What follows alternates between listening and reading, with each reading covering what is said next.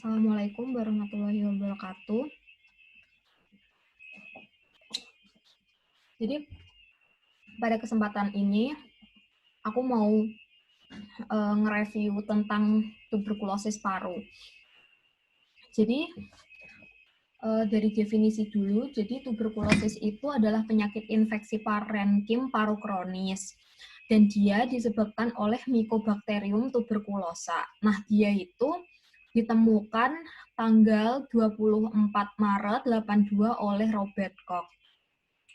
Kemudian untuk gambaran kliniknya sendiri itu kita bisa menilai dari pemeriksaan fisik, gejala sistemik, dan gejala respiratorik.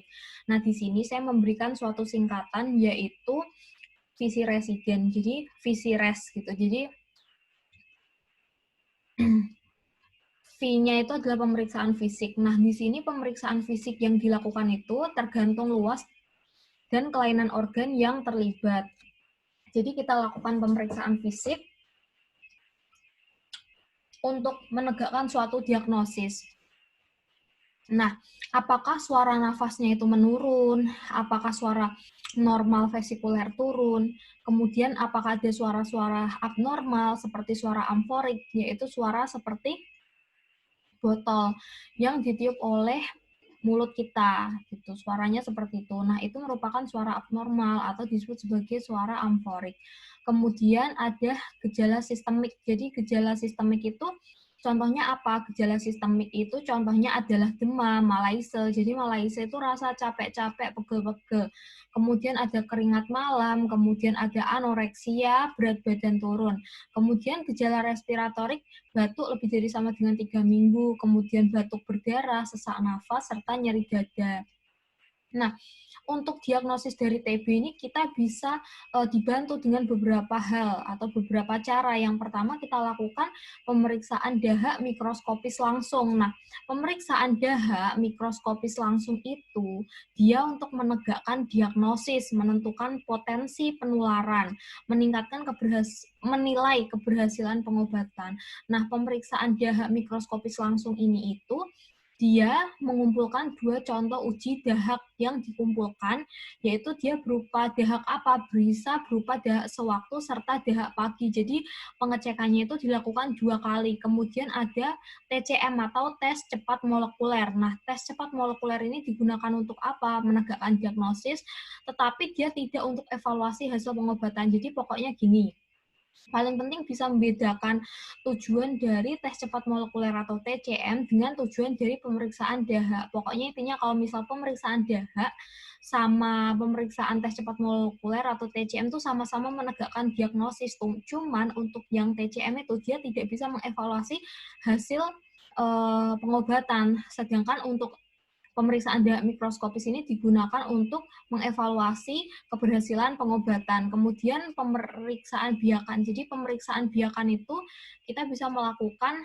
pada beberapa media. Yang pertama kita bisa melakukan pada media padat seperti Lowenstein-Janssen, dan kita juga bisa melakukan pemeriksaan itu pada media cair. Jadi media cair itu contohnya adalah Mycobacterium growth indicator tube. Jadi pemeriksaan biakan itu bisa dilakukan pada media padat atau Lowenstein-Janssen serta media cair atau Mycobacteria growth indicator tube. Nah, kemudian untuk diagnosis TB sendiri, jadi diagnosis TB itu dia ada TB aktif, TB inaktif, bahkan TB itu bisa menyebabkan yang namanya destroyed lung ya, bahkan sampai paru-parunya itu rusak. Jadi dengan kita melakukan chest X-ray, kita bisa melihat apakah TB ini masuk TB aktif, inaktif, atau bahkan sudah destroyed lung. Nah, TB aktif biasanya dia di apikal, kemudian bayangan berawan ya, noduler di segmen apikal ya, dan post LHP atau segmen sub LBP. Kemudian kita juga bisa melihat adanya kavitas, jadi kayak bulat-bulat gitu, dalamnya itu berisi udara. Kemudian kita bisa menemukan adanya bayangan bercak miliar. Jadi bayangan bercak miliar itu seperti titik-titik seperti ujung jarum. Kemudian kita bisa menemukan adanya efusi pleura unilateral. Jadi efusi pleura unilateral nanti bisa ditandai dengan sudut costophrenikusnya salah satunya tumpul karena kan dia unilateral. Nah, kemudian selain itu, untuk yang TB inaktif, namanya TB inaktif, berarti sudah tidak aktif, kemungkinan dia berisi fibrotik. Jadi fibrotik itu merupakan jaringan atau jaringan parut lah, dia udah parut gitu, karena kan dia sudah inaktif. Kemudian ada gambaran kalsifikasi, fibrotoraks atau penebalan pleura. Kalau destroyed lung ini pokoknya yang sudah rusak banget. Kemudian untuk lesinya, kita lihat ada lesi minimal, lesi luas. Kalau lesinya itu ada ground glass opacity di mana-mana dan itu udah luas banget, ya udah tuh lesi luas. Kalau misal lesi minimal ya hanya pada beberapa bagian-bagian tertentu saja. Kemudian untuk penemuan penderita TB, jadi untuk penemuan penderita TB itu bisa dilakukan dengan dua cara, aktif dan pasif. Kalau misal aktif, berarti kita sebagai kader puskesmas atau rumah sakit, kita berperan aktif masuk ke rumah warga satu-satu menjaring mana sih yang terkena tuberkulosis. Tapi kalau misal pasif, nah penjaringan itu pasien TB itu ketika dia datang ke pelayanan kesehatan. Jadi pas dia datang, jadi pasif berarti selaku tenaga kesehatan kita cukup duduk di puskesmas, pasien datang. Atau bisa juga pasif promotive case finding. Jadi kita bisa melakukan pemeriksaan itu kalau sudah ada pasien atau penderita TB dengan gejala yang emang harus diperiksa. Jadi istilahnya ada orang yang dicurigai, nah kita di situ bisa melakukan passive promoting case finding. Jadi semua kontak penderita TB dengan gejala harus diperiksa dahaknya. Nah, ini merupakan beberapa hal ya untuk penegakan diagnosis. Nah, penegakan diagnosis untuk TB itu berdasarkannya macam-macamnya. Ada 4. Di sini aku memberikan suatu singkatan yaitu ARI-HIP. Jadi ARI-HIP itu adalah A-nya anatomi, R-nya adalah riwayat pengobatan sebelumnya, H adalah bagaimana status HIV-nya, HIP, P hasil pemeriksaan uji kepekaan. Nah, ini dulu deh. Nah, ini diagnosis TB yang ini berdasarkan anatomi. Kalau yang ini ada kasus baru, kasus kambuh atau relapse, kemudian kasus putus berobat atau default, kemudian kasus setelah gagal atau failure, serta kasus pindahan atau transfer in, ini adalah riwayat pengobatan sebelumnya. Jadi, harus dibedakan. Nah, ini adalah alur. Nah, ini yang penting ya, karena di sini kan saya masih koas gitu kan.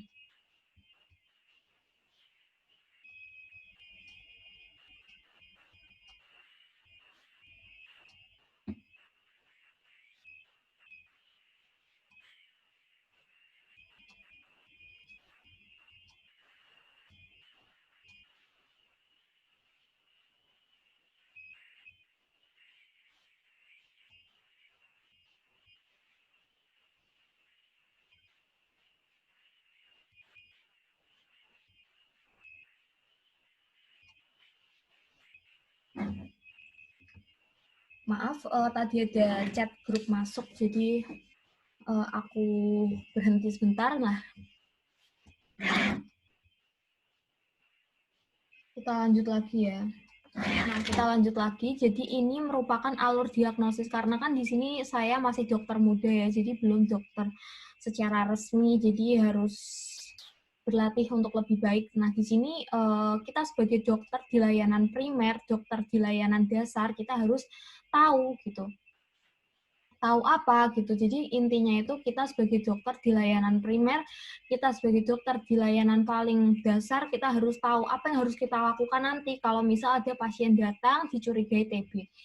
Gitu ya. Jadi di sini merupakan alur yang bisa kita pegang.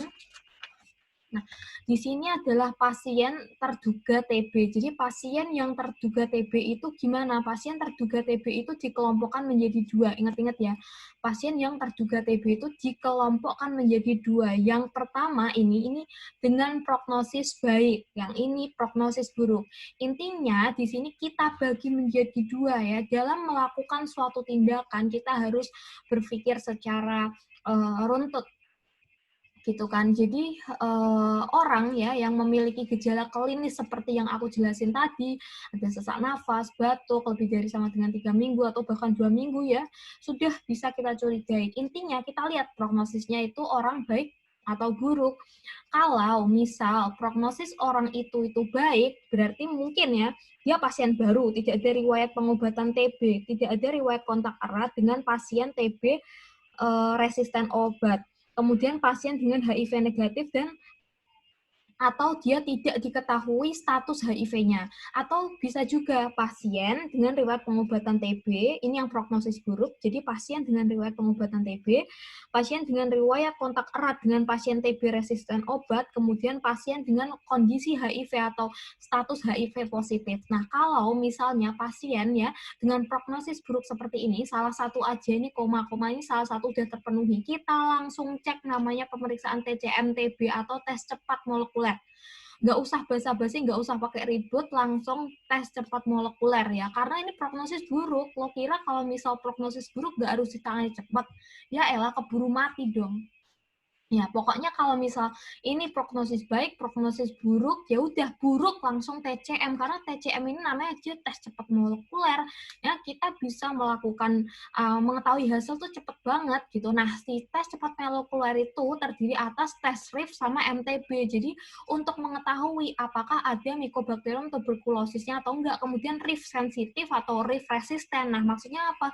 Jadi di sini itu merupakan suatu tes untuk mengetahui apakah ada Mycobacterium tuberculosis, kemudian juga untuk mengetahui kondisi dari kuman yang ada di dalam orang tersebut, apakah kuman yang ada di dalam tubuh orang tersebut sudah resisten terhadap rifampicin atau tidak. Pokoknya tes ini seperti itu. Nah, kita lihat kalau misal MTB-nya itu positif atau Mycobacterium tuberculosisnya positif dan dia sensitif diberikan rifampicin, ya udah berarti kan dia TB-nya itu dia sudah terkonfirmasi bakteriologis namanya. Orang di sini sudah MTB positif, Mycobacterium tuberculosis positif, dan diberikan rifampicin dia sensitif, maka namanya dia TB terkonfirmasi bakteriologis, udah fix ada bakterinya. Nih, MTB positif, makanya terkonfirmasi bakteriologis. Nah, apa? Ya udah diobatin.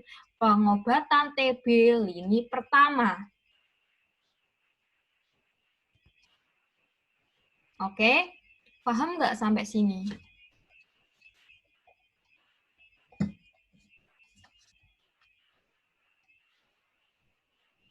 Sekarang aku tanya, paham nggak sampai sini? Ya elah, aku ngomong sama siapa coba, kagak ada orang. Ya udahlah ya, biar kayak so asik sendiri gitu. Ya, pokoknya gitulah ya. Jadi nih, pengobatan TB lini pertama. Ya, karena dia masih sensitif dia gitu. Nah, selanjutnya kalau dia masih sensitif ya TB lini pertama, kalau dia udah resisten macam-macam TB lini kedua. Nah, TB lini kedua itu tidak kompetensi kita sebagai dokter umum, kita rujuk nanti gitu. Itu kita ya sesuai kompetensi gitu loh.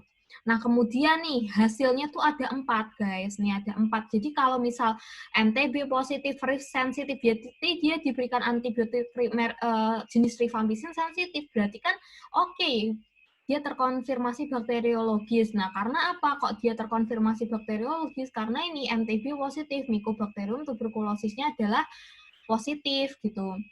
Maka kita berikan pengobatan TB lini pertama. Nah, kemudian kalau misal hasilnya Mycobacterium tuberculosis positif, tapi RIF-nya intermediate, jadi intermediate itu di antara resisten sama yang sensitif.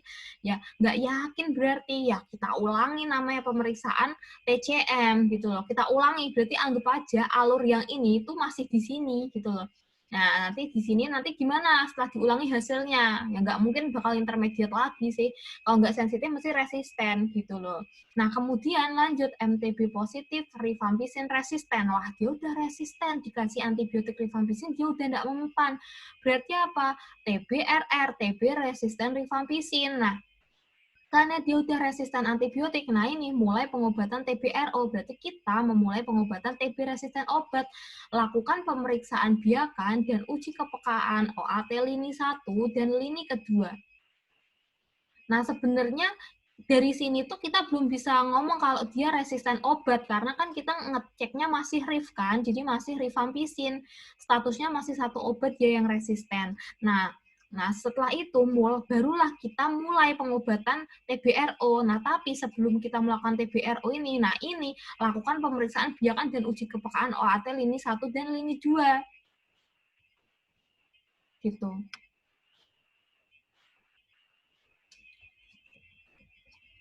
Maaf, kepencet. Gitu ya. Jadi apa namanya,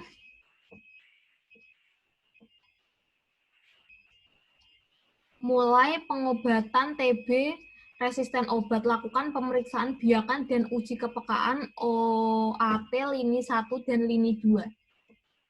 Ya, ini spesialis mikrobiologi di sini. Mulai pengobatan TBR resisten obat, lakukan pemeriksaan biakan dan uji kepekaan. Nah, di sini uji kepekaan. Nah, dari sini nanti kita bisa tahu apakah dia itu resistennya cuma rifampicin, apa sudah multidrug resisten, atau ini sudah yang namanya, sebentar ya, agak maju-maju, ekstensif resisten, ya elah,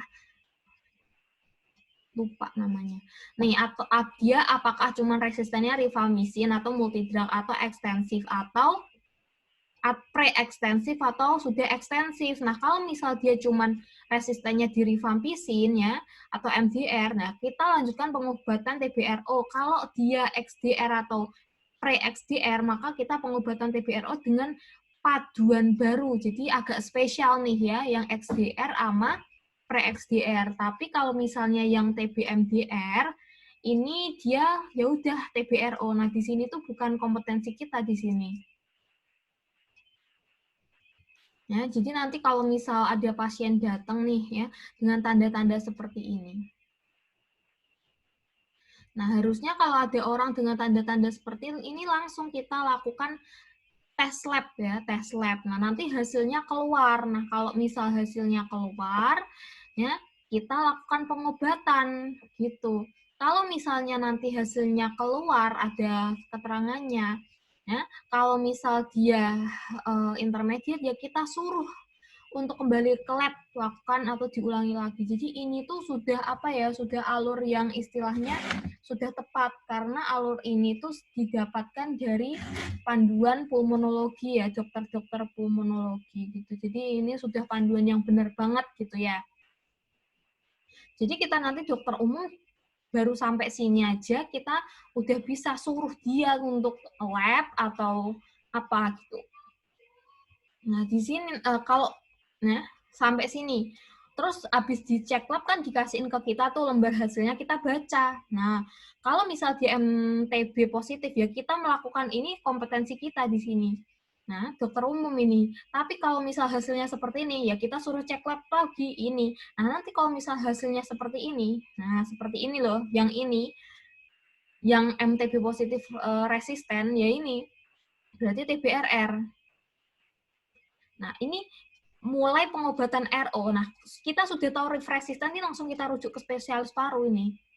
Ya, pasti nanti si spesialis paru bakal minta bantuan spesialis mikro di sini. Ini bukan ranah kita sudah, bukan ranah dokter umum. Itu ya. Kemudian ini, kalau misal hasil MTB-nya itu negatif, ya, kita nanti masuk ke alur yang sini. Oke, nanti mencar ke sini. Ya, kalau misal hasil MTB-nya negatif, berarti dia tidak ada bakteri Mycobacterium, kita masuk ke alur yang sini. Tapi bentar, gitu ya. Jadi MTB negatif, maka kita lakukan fototoraks ya. Pokoknya kita lanjutkan dengan fototoraks mengikuti alur yang sama dengan alur pada hasil pemeriksaan mikroskopis BTA. Di sini berarti, oke? Oke. Nah, sekarang kalau misalnya pasien prognosisnya baru kalau misal pasien prognosisnya bagus ya, seperti yang aku sebutin tadi, jadi pasiennya itu baru, tidak ada riwayat pengobatan TB, tidak ada riwayat kontak erat dengan pasien TB resisten obat, pasien dengan HIV negatif atau tidak diketahui status HIV-nya, maka kita lakukan pemeriksaan klinis dan pemeriksaan bakteriologis dengan mikroskop atau tes cepat molekuler. Sebenarnya boleh ya dilakukan TCM, tapi bisa juga yang lainnya, karena kan ini istilahnya prognosisnya masih it's okay aja gitu. Jadi nggak usah TCM dulu, nggak apa-apa. Bisa dilakukan pemeriksaan mikroskop bisa, bakteriologis bisa, pemeriksaan klinis bisa, kayak gitu-gitu.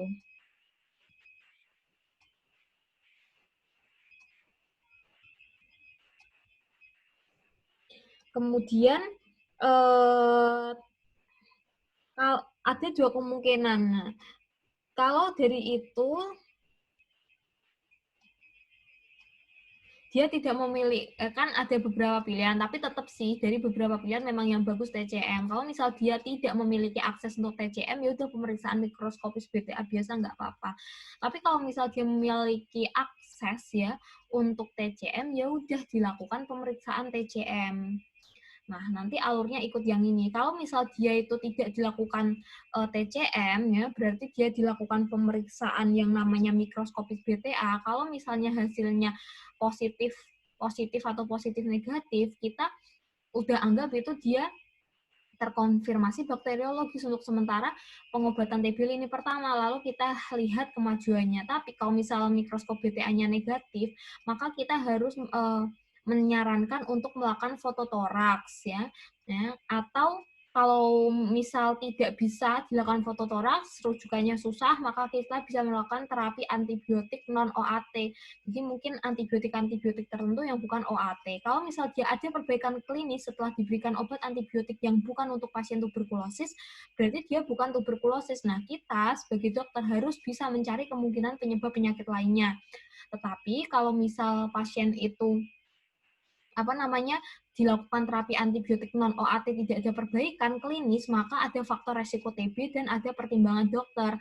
Nah, berarti ini dokter mungkin berpikir ya, namanya adalah TB terkonfirmasi klinis. Jadi secara klinis ya, ini mengarah ke TB, orang diberi antibiotik non OAT aja nggak mempan ya, kemungkinan TB terkonfirmasi klinis. Sementara waktu TB terkonfirmasi klinis harus dilakukan pengobatan TB lini pertama. Nah, kemudian ini tadi yang negatif, kita kan dilakukan fototoraks. Kalau misal gambarnya itu mendukung TB, maka namanya itu TB terkonfirmasi klinis. Jadi TB terkonfirmasi klinis itu bisa dilihat apabila dari gejala dokter meyakini itu TB terkonfirmasi klinis, ataupun biasanya dari fototoraks gitu. Jadi TB-nya itu kita menyimpulkan itu TB dari klinisnya bagaimana, kemudian fototoraksnya bagaimana. Kemudian kita lakukan pengobatan TB lini pertama. Kalau misal fototoraksnya tidak mendukung TB, berarti bukan TB, cari kemungkinan penyebab penyakit lainnya. Jadi dokter mesti pintar. Kemudian pemeriksaan tambahan pada semua pasien TB yang terkonfirmasi baik secara bakteriologis maupun klinis adalah pemeriksaan HIV dan gula darah. Jadi baik pasien yang terkonfirmasi klinis maupun pasien yang terkonfirmasi bakteriologis itu dia harus yang namanya melakukan pemeriksaan HIV dan gula darah. Pemeriksaan lain dilakukan sesuai indikasi ya. Contohnya hati, liver, ya hati ya liver, maksudnya ginjal dan lain sebagainya. Nah, kemudian untuk klasifikasi penyakit, jadi klasifikasi penyakitnya itu banyak ya. Jadi sebelum kita menginjak klasifikasi yang tadi ada ARIHIVE, jadi ada anatominya bagaimana, kemudian ada anatominya itu bagaimana, kemudian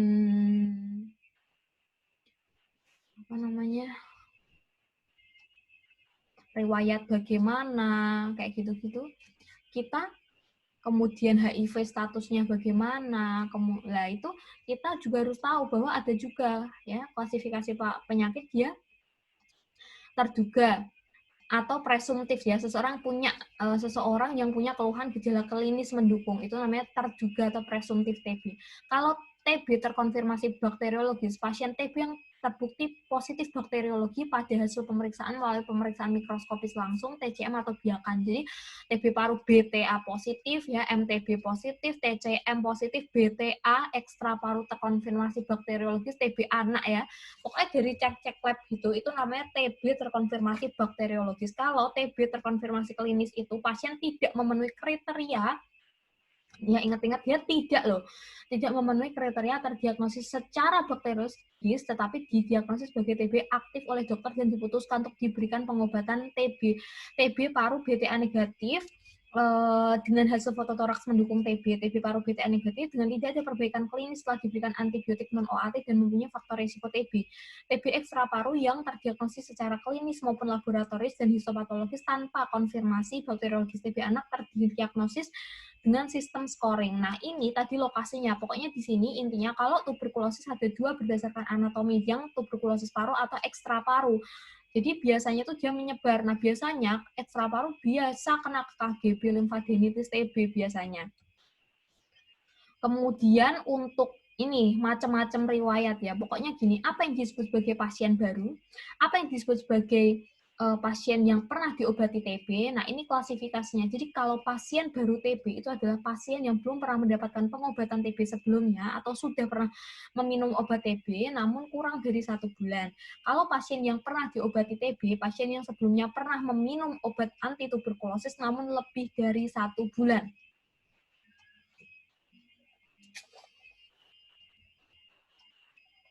Atau pasien yang benar-benar baru kena TB, itu namanya pasien baru TB. Atau pasien baru lagi minum kurang dari sebulan, itu namanya pasien baru. Nah, ini tadi, kalau yang namanya pernah diobati ada yang kambuh, kemudian gagal, kemudian atau lost to follow, kemudian ada yang disebut sebagai default, kayak gitu-gitu. Nah, kasus baru, ya belum pernah, ya tadi kurang dari 28 hari. Kurang dari 28 hari, kalau yang pernah itu lebih dari sama dengan 28 hari. Kemudian kambuh, pasien TB yang sebelumnya pernah mendapat pengobatan tuberkulosis dan telah dinyatakan sembuh atau pengobatan lengkap. Didiagnosis kembali dengan BTA positif. Jadi kambuh itu udah sembuh, tapi ada lagi, kalau lalai itu pasien TB yang telah berobat, putus berobat, jadi 2 bulan mungkin nggak minum obat. Kemudian kasus setelah gagal pengobatan, jadi pasien yang hasil pemeriksaan dahaknya itu tetap positif, ya udah mau selesai pengobatannya, kok di akhir-akhir bulan kelima atau lebih kok masih sama, masih positif hasilnya. Kemudian pindahan, jadi pasien yang dipindah dari UPK ke kota lain, misal pindahannya, itu namanya kasus pindahannya pasien yang dipindahkan dari UPK memiliki register TB lain untuk melanjutkan pengobatannya. Kalau ini klasifikasi ya, klasifikasi TB dengan HIV positif, TB dengan HIV negatif, atau TB dengan status HIV yang unknown atau tidak diketahui. Kemudian klasifikasi penyakit, di sini ada uji kepekaan obat. Jadi uji kepekaan obat itu ada yang disebut sebagai monoresisten, poliresisten, TB MDR, TB XDR, dan TB RR. Nah, di sini gimana? Jadi apa yang disebut sebagai monoresisten? Jadi monoresisten itu dia cuman resisten pada yang namanya salah satu jenis OAT lini pertama saja, salah satu doang loh ya. Kemudian kalau poliresisten itu dia Mycobacteriumnya itu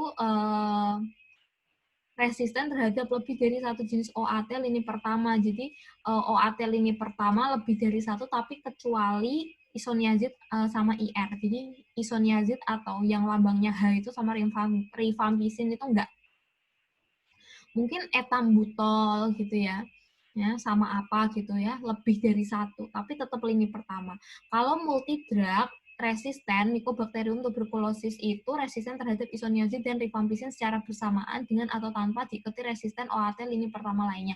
Jadi kalau multidrug rifampicin sama isoniazid pasti resisten ketambahan yang lainnya, atau cuma 2 itu. Kalau extensive drug itu TB-MDR yang sekaligus Mycobacterium tuberculosis resisten terhadap salah satu OAT golongan fluoroquinolone dan minimal salah satu dari OAT lini kedua jenis suntikan, kanamisin, capreomycin, amikacin. Nah, resisten rifampicin TBRR itu Mycobacterium tuberculosis resisten terhadap rifampicin ya, dengan atau tanpa resisten terhadap OAT lain yang terdeteksi menggunakan metode genotip, tes cepat molekuler, atau metode fenotip atau konvensional. Gitu ya. Apakah sudah paham?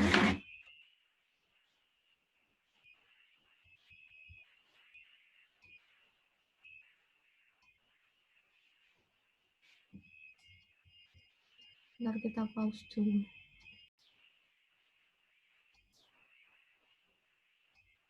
Oke, kita lanjut ya. Jadi intinya seperti itu.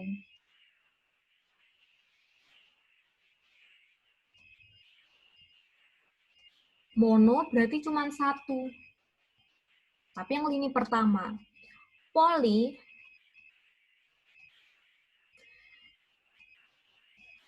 dia selain isoniazid sama rifampicin. Kalau multidrug resisten, Itu gimana? Kalau multidrug resisten, ya, dia itu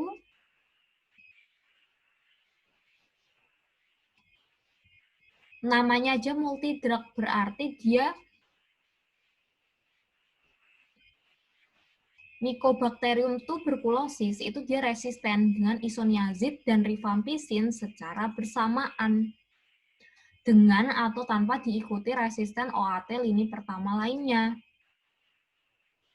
Kalau ekstensif, ya ini udah melalang buana. Kalau ekstensif ini dia itu sudah mengenai lini kedua juga. Kalau rifampicin dia rifampicin doang, tapi bisa juga sih sama OAT lini pertama lainnya. Kalau multidrug, Mycobacterium tuberculosis resisten terhadap isoniazid dan rifampicin secara bersamaan dengan atau tanpa diikuti resisten OAT lini pertama lainnya. Jadi multidrug ya sama yang resisten rifampicin ini agak mirip ya. Jadi kalau resisten rifampicin itu MTB-nya itu dia resisten terhadap rifampicin, tapi bisa juga dengan atau tanpa resisten terhadap OAT lain. Multidrug, Mycobacterium tuberculosis resisten terhadap isoniazid dan rifampicin secara bersamaan dengan atau tanpa diikuti resisten OAT lini pertama. Jadi bedanya itu kalau misal multi itu sudah pasti dia sama isoniazid. Kalau misal rifampicin doang itu langsung RR gitu. Kalau misal mono berarti dia cuma satu OAT lini pertama. Kalau poli berarti dia itu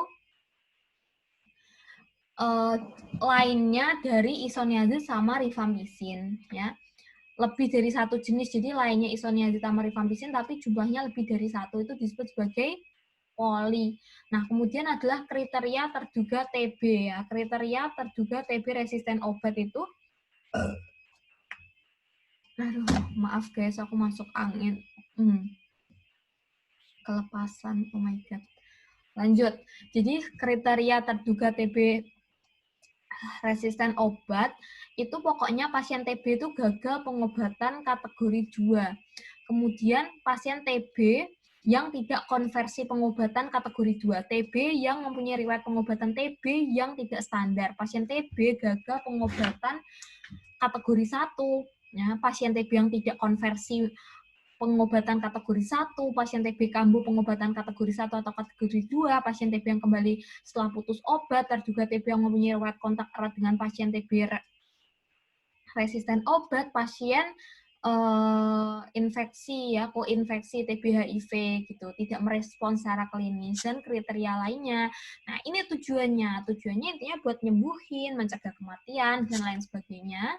Kemudian prinsipnya, nah prinsipnya itu harus diberikan dalam bentuk paduan obat ya. Jadi yang baik itu adalah paduan obat yang adekuat dengan dosis yang tepat. Pemakaian OAT kombinasi dosis tetap lebih menguntungkan karena kan kita tahu bahwa orang-orang kita itu pada lalai. Maka dari itu kita berusaha untuk memberikan obat yang gimana caranya pasien tuh patuh buat meminum obat tersebut.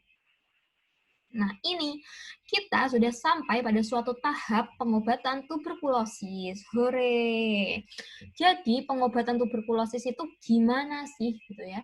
Jadi, pengobatan tuberkulosis itu intinya dia ada dua tahap. Yang pertama ada tahap awal atau disebut sebagai tahap intensif serta tahap lanjutan. Nah, gimana sih tahap awal? Jadi, pada tahap awal pasien mendapatkan obat setiap hari dan perlu diawasi secara langsung untuk mencegah terjadinya resistensi obat. Nah, biasanya gini, pokoknya yang namanya tahap awal atau intensif itu dilakukan 2 bulan. Nah, biasanya kalau seseorang itu patuh 2 minggu itu ada perkembangan baik lah, intinya seperti itu. Nah, kemudian tujuan dari prinsip pengobatan tuberkulosis yang tahap awal atau tahap intensif itu gimana? Jadi, prinsip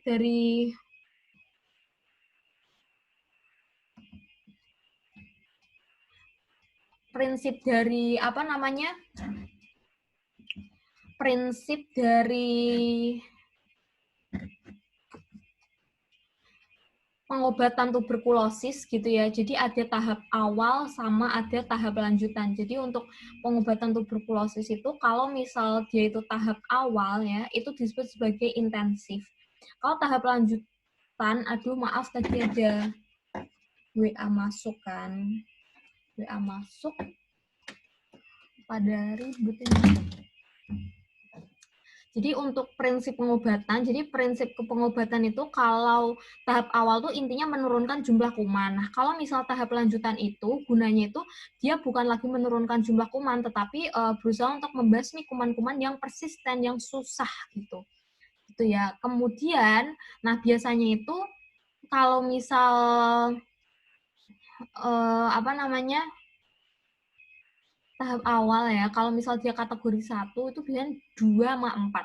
Kalau misal dia kategori 2 itu 21 untuk tahap intensif sama 5 di tahap lanjutan. Nanti kita bahas. Nah, ini adalah jenis obat. Obat lini pertama, guys. Nah, ini lo mesti hafal mati nih. Isoniazid itu lambangnya H, rifampicin R, pyrazinamide Z, streptomycin S, etambutol E. Sifatnya bakterisid, bakterisid, bakterisid, bakterisid, sifatnya lagi bakteriostatik. Ini just to know aja. Ya, kalau lupa dibuka lagi. Tapi ini nanti kalau kalian klinisi ini tidak digunakan karena kita langsung udah ada obat yang satu sediaan itu kombinasi gitu. Jadi gini, ini kan obat OAT atau obat antituberkulosis, sifatnya itu macam-macam ya. Dan kamu harus bisa membedakan sifat bakterisid sama bakteriostatik. Jadi kalau misal bakterisid itu apa sifatnya? Jadi bakterisid itu dia itu sifatnya gimana sih gitu. Jadi kalau misal dia bakterisid itu sifatnya itu gimana? Jadi sifat bakterisid itu suatu antibiotik punya sifat bakterisid itu dia berarti bisa membunuh kuman secara reversibel. Oh salah, secara irreversibel ya, tidak dapat baik lagi. Kok mati ya mati. Kalau misal bakteriostatik dia reversibel, bisa baik lagi karena dia bukan membunuh tapi hanya memperlambat pertumbuhan. Jadi it's like itu nggak hilang total gitu ya. Nah ini kemasan obat itu macam-macam, ada kemasan tunggal ya sama obat kombinasi. Tapi kan sekarang kita pakainya obat kombinasi karena memang kita menyadari bahwa orang-orang itu kurang patuh gitu ya. Pengembangan pengobatan TB paru efektif penting untuk menyembuhkan pasien dan menghindari MDR-TB. Pengembangan strategi DOTS untuk mengontrol epidemi TB merupakan prioritas utama. Oke, jadi International Union Against Tuberculosis and Lung Disease and WHO menyarankan untuk mengganti paduan obat tunggal dengan kombinasi tetap dalam pengobatan TB pada tahun 1998. Wah, ini harus nih. Keuntungannya aja banyak kok. Penata laksanaan sederhana, peningkatan kepatuhan, perbaikan manajemen obat, menurunkan resiko penyalahgunaan obat tunggal. Oke, siap. Ini guys, ini contoh paduan pengobatan tuberkulosis di Indonesia. Ya, ini adalah contohnya. Ada kategori 1, kategori 2. Nah, ini dihafalnya. Ini untuk anak nanti aja deh ya, kalau aku udah sampai stase anak kita bahas. Karena aku ini masih di stase paru, jadi kalau misal di stase paru kita belajarnya ini aja. Ini nantilah. Ya, nanti. Jadi kalau misal ini kategori 1, kategori 2. Nah, ini nggak pakai S ya, guys, ini. Jadi kita kenapa sih kok ada obat lini pertama TB itu ada kategori 1, obat lini pertama TB ada kategori 2, maksudnya apa? Gitu. Jadi obat kategori pertama itu ditujukan pada pasien baru TB paru terkonfirmasi bakteriologis, pasien TB paru terdiagnosis klinis, pasien TB ekstra paru. Jadi kayak yang baru-baru. Sedangkan kalau kategori 2 ya, yang ini itu digunakan untuk pasien kambuh, pasien gagal pada pengobatan sebelumnya, pasien diobati kembali atau lost to follow up kayak gitu-gitu. Rumusnya 2 dalam kurung RHZE nggak pakai S, 4 dalam kurung RH3. Kategori 2. 2 dalam kurung RHZE nggak pakai S, garis miring RHZE garis miring 5 dalam kurung RH kurung tutup 3E3. Tuh maaf ya ini salah. Oke, ini aja. Nah, ini tuh sebenarnya milih ya, guys. Kamu mau pakai yang mana? Tapi yang sering digunain yang ini. Gitu. Makanya kita juga harus penting ini untuk ngafalin berat badannya. Nah, kita obatnya ini yang ini. Jadi ini adalah obat kategori pertama, 2 RHZE, 4 RH3. Nah, maksudnya apa? Gitu. Jadi maksudnya 2. Bentar guys, jadi aku tulisin kategori yang benernya ya. Aduh maaf guys. Huah. Mana my word. Nah ini. Aku tulisin ya guys untuk obat-obatnya TB gitu. Jadi obat TB itu ada 2. Ada lini pertama sama lini kedua. Nah, bedanya apa lini pertama sama lini kedua? Jadi kalau misal lini pertama itu digunakan untuk pasien-pasien yang bukan pasien resisten obat gitu. Kalau misal lini kedua untuk yang resisten. Kemudian lini pertama pun itu dibagi 2. Jadi ada kategori 1 sama ada kategori 2.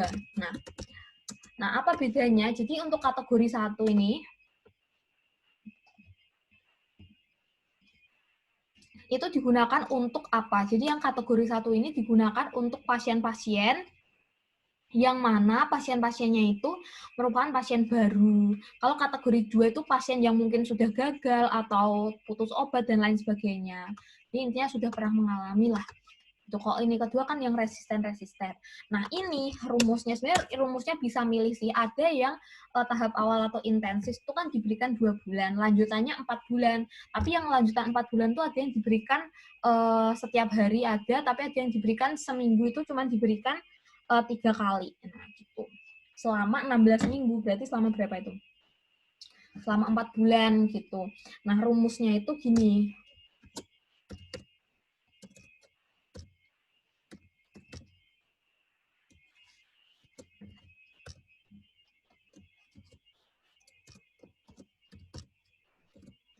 Ini rumusnya. Ini adalah rumus kategori pertama. Gua zoom ya. Nih, gua besar. Wah, iya. Aduh, kebesaran guys. Nah, ini adalah rumusnya. Ini adalah rumus untuk obat TB yang lini pertama untuk kategori 1. Maksudnya sih kombinasi 4 obat RHZE ini itu diberikan selama 2 bulan pertama, kemudian obat paduan RH-nya isoniazid sama rifampicin diberikan 4 bulan selanjutnya dan diberikan 3 kali seminggu gitu ya guys. Jadi seperti itu. Sedangkan untuk kategori kedua ya itu rumusnya gini guys, 2 RHZE. Aduh, ini aku copy aja ya guys. Aku males nulis nih. Nih, kemudian ada S-nya di sini. Kemudian lagi RHZE 5 RH 3 E3. Nah, ini gimana? Jadi ini obatnya. Wah, obatnya seperti ini, guys. Jadi kalau kategori 2, RHZE itu diberikan selama 2 bulan, kemudian ditambah streptomycin 1 bulan.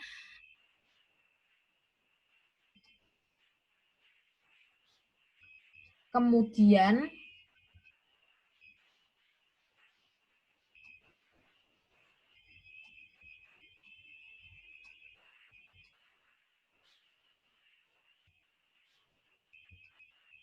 sebentar ya guys.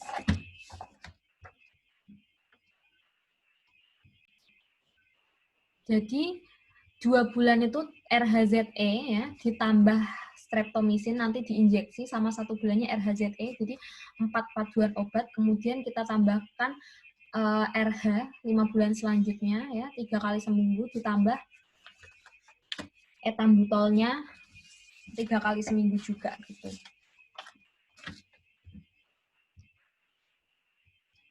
Ini untuk yang kategori 1. Ini wajib banget dihafal.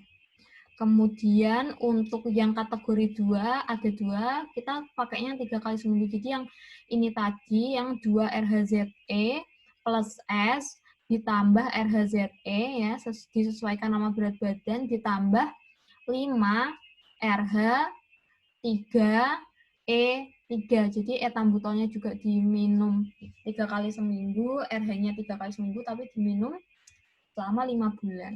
Kemudian evaluasi klinis. Jadi evaluasi klinis itu baiknya dilakukan setiap 2 minggu pada bulan pertama, kemudian sebulan sekali pada bulan-bulan selanjutnya.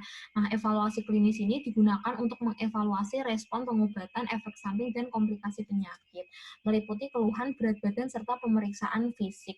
Kemudian kita lakukan evaluasi efek samping gitu. Kita lihat status HIV, gula darahnya, apakah fungsi hati, SGOT, SGPT, bilirubinnya bagus atau enggak, ginjal, ureum, kreatinin, asam uratnya bagus atau tidak, darah lengkap untuk data dasar penyakit penyerta atau efek samping pengobatannya bagus atau tidak, pemeriksaan visusnya bagus atau tidak. Karena kan kita tahu bahwa ada beberapa obat TB itu yang memberikan efek samping tidak baik. Contohnya adalah etambutol, dia itu bisa menyebabkan buta warna. Kemudian uji keseimbangan dan audiometri, ya, streptomycin ini bisa gangguan mendengar. Nah, ini adalah contohnya. Jadi isoniazid ini efek sampingnya adalah neuropati perifer, psikosis toksik, ya, kejang. Rifampicin yang paling terkenal adalah ini, urin warna merah sama flu sindrom. Pyrazinamid, gangguan gastrointestinal, fungsi hati, gout, artritis. Kemudian streptomycin yang paling terkenal ini adalah ini, gangguan pendengaran keseimbangan. Etambutol ini gangguan penglihatan.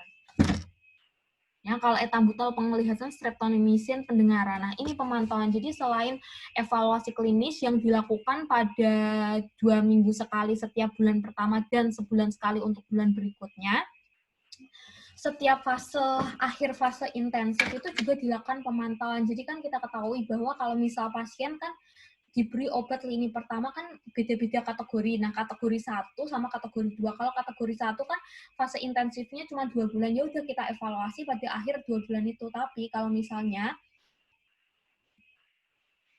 pasien itu pasien itu datang dengan mungkin sudah putus obat, maka dari itu kita berikan kategori berapa? Kita berikan kategori 2. Kategori 2 kan fase awal atau intensifnya kan berapa? Fase awal atau intensif dari kategori 2 itu kan ada 2 bulan, 1 bulan. Ya, kita evaluasi 2 bulan, kita evaluasi.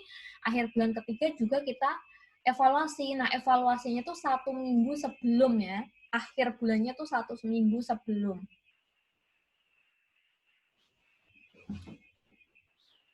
Jadi kalau kategori 2 nanti pada bulan kedua, 1 minggu sebelum bulan kedua habis kita lakukan. 1 minggu sebelum bulan ketiga habis kita lakukan gitu. Kemudian di akhir pengobatannya itu juga dievaluasi. Jadi akhir pengobatannya untuk menilai hasil pengobatan pada kategori 1 sama 2. Jadi fase awal sama lanjutan sudah selesai, ya. Akhir-akhirannya sebulan sebelum, berarti kalau kategori 1 itu bulan kelima, ya, masuk mau 6 itu harus dicek. Kalau 2 masuk mau 8, 7 ke 8 dicek. Kemudian akhir pengobatan, jadi pas sudah selesai. Jadi gitu. Nah, kemudian pemeriksaan ulang BTA, ya. BTA itu pakai yang sewaktu sama paginya. Benar kan? Karena kan kita ketahui untuk menilai atau mengevaluasi hasil pengobatan kan kita memakai BTA, nggak bisa pakai tes cepat molekuler. Nah, di sini kita bisa melihat hasilnya. Kalau misalnya dia seperti ini, berarti dia seperti itu. Kalau gagal lagi, ya, berarti dia ngikut lagi alur dari awal. Ini, sembuh pasien TB baru dengan hasil pemeriksaan bakteriologi positif pada awal pengobatan, hasil pemeriksaan bakteriologis pada akhir pengobatan jadi negatif, dan pada salah satu pemeriksaan sebelumnya. Lengkap, pasien TB yang telah menyelesaikan pengobatan secara lengkap, di mana pada salah satu pemeriksaan sebelum akhir pengobatan hasilnya negatif, namun tanpa ada bukti hasil pemeriksaan bakteriologis pada akhir pengobatan. Jadi pengobatan lengkap itu gini sih, pasien telah menyelesaikan pengobatan secara lengkap, di mana pada salah satu pemeriksaan sebelum akhir pengobatan hasilnya negatif. Jadi kalau lengkap itu udah mau mendekati selesai, tapi belum ada bukti hasil pemeriksaan bakteriologis. Kalau misal gagal, ya dahak tetap positif, meninggal ya meninggal, putus obat ya 2 bulan nggak konsumsi obat, tidak dievaluasi pasien TB yang tidak diketahui hasil akhir pengobatannya, termasuk dalam kriteria pasien transfer out ke kabupaten kota, di mana hasil akhir pengobatannya itu tidak diketahui oleh kabupaten kota yang ditinggalkan. Nah, ini pengobatan khusus itu, contohnya wanita hamil, ya, semua aman digunakan kecuali streptomycin. Wanita menyusui, pengobatan pencegahan untuk bayi, INH, ya, jadi semua aman. Kalau hamil yang dihindari yang streptomycin. Wanita pengguna kontrasepsi, biasanya tuh gini, rifampicin berinteraksi dengan hormon kontrasepsi, akhirnya hormon kontrasepsinya itu tidak mempan. Kemudian penderita infeksi HIV/AIDS sama seperti penderita TB lainnya ya, kecuali thiacetazone gitu.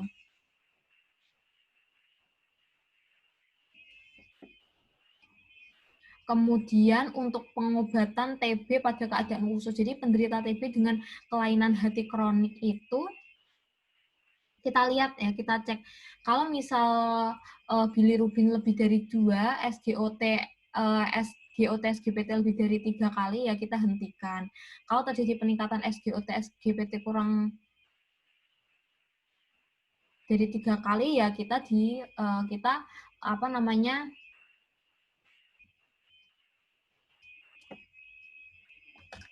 lakukan pengawasan ketat. Kemudian setelah drug induced hepatitis, yang Z itu tidak diberikan lagi. Anjuran 2 RHES per 4 RH atau 2 HES per 10 HE.